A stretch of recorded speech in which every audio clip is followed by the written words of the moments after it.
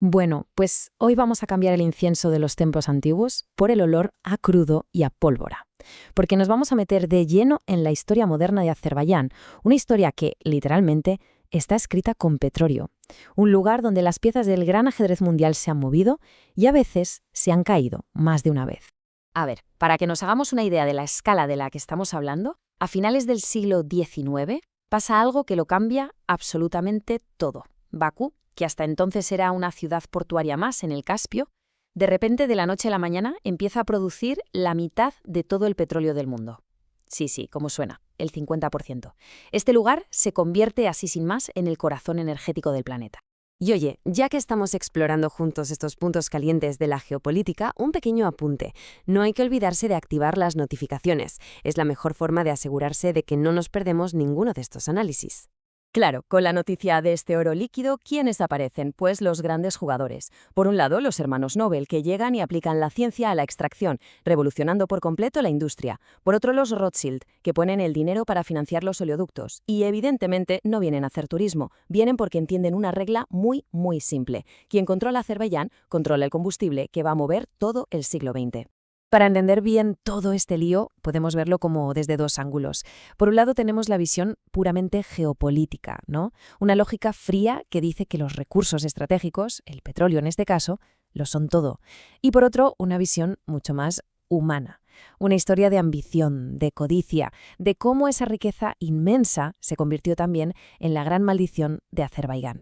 Y es que aquí vemos una dualidad que es fascinante. Por fuera, Bakú se transforma en la París del Caspio, un escaparate de lujo, de palacios, todo financiado por el petróleo. Pero, por debajo de esa fachada dorada, la ciudad es el premio gordo del gran juego, esa lucha de poder entre el Imperio ruso y el Imperio británico por el control de Asia Central. Todos, absolutamente todos, querían su trozo del pastel. Pero en medio de todo este torbellino de intereses imperiales, de repente surge un destello de esperanza. Un intento valiente y, como veremos, trágicamente corto, de forjar un destino propio. En 1918, en Azerbaiyán, se funda la primera república democrática y laica de todo el mundo musulmán. Un hito histórico, un país pionero en derechos y libertades. Pero la libertad, como se puede ver, dura un suspiro. Solo 2 años después, el Ejército Rojo entra en Bakú y lo aplasta todo. La pregunta es obvia. ¿Por qué? Pues la respuesta nos la da el mismísimo Lenin. Y esta cita lo deja todo meridianamente claro. No era una cuestión de ideología ni de expandir la revolución. Era pura y dura supervivencia.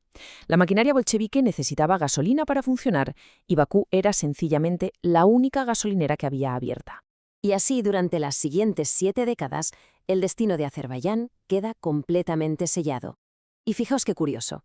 Stalin, que había empezado su carrera de agitador revolucionario precisamente en los campos petroleros de Bakú, se encarga personalmente de que el país se convierta en el motor industrial y sobre todo militar de la Unión Soviética. Damos ahora un salto a la Segunda Guerra Mundial, y de nuevo este pequeño rincón del Cáucaso vuelve a ser el centro del universo. El destino de todo el conflicto y con él el de la humanidad dependía literalmente de lo que pasara en estos campos petrolíferos. Hitler tenía una obsesión, casi una fiebre, con Bakú.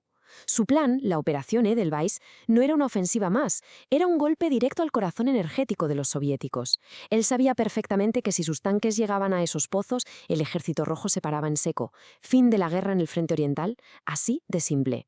Pero es justo aquí donde su arrogancia le juega la peor de las pasadas.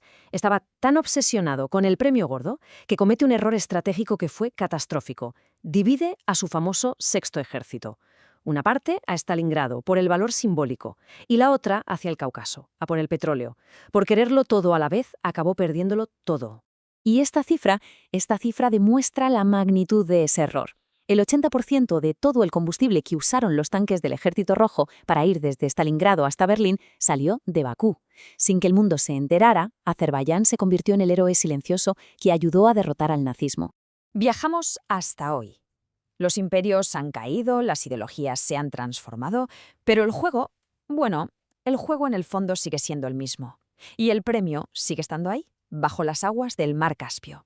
Hoy, Azerbaiyán vuelve a ser una pieza clave. Sus nuevos gasoductos se ven como una alternativa vital para la seguridad energética de Europa, sobre todo frente a Rusia.